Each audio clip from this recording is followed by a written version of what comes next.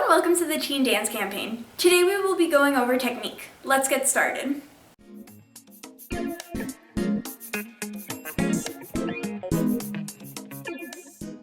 So I have a bar with me today, and that's just to keep my balance as I explain some different things about technique.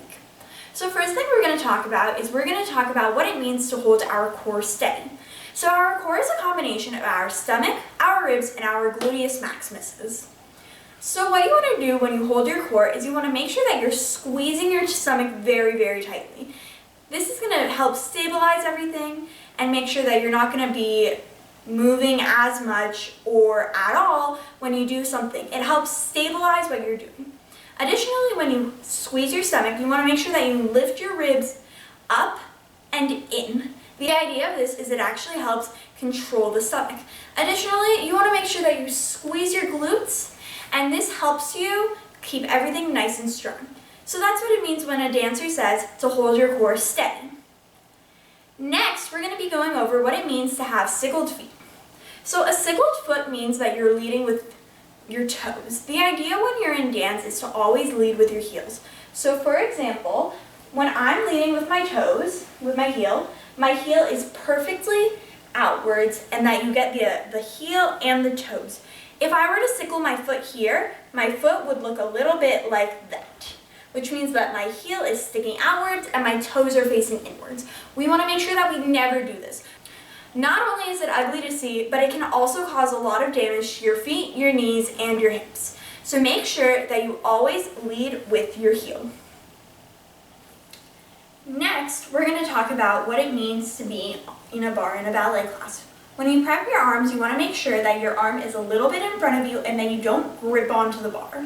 When you grip onto the bar, you don't learn basically how to balance for yourself. When you grip onto the bar, you're putting more pressure on the bar than you are on yourself, which can cause you in later parts of a ballet class to be a little bit less stable going through the class.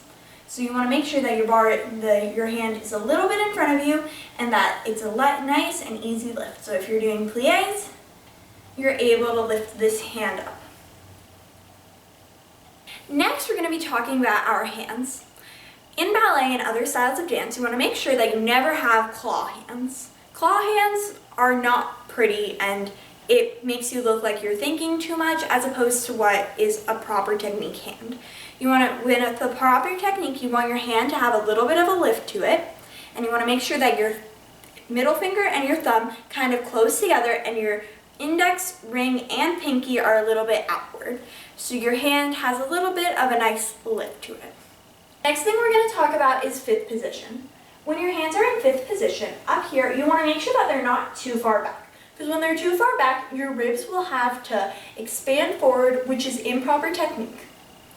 You also want to make sure that they're not too far forward. If they're too far forward, it gets in front of your face and it doesn't look pretty. You want to make sure you have it a little bit in front of you and that you're able to see the tops of your hands if you just look up with your eyes.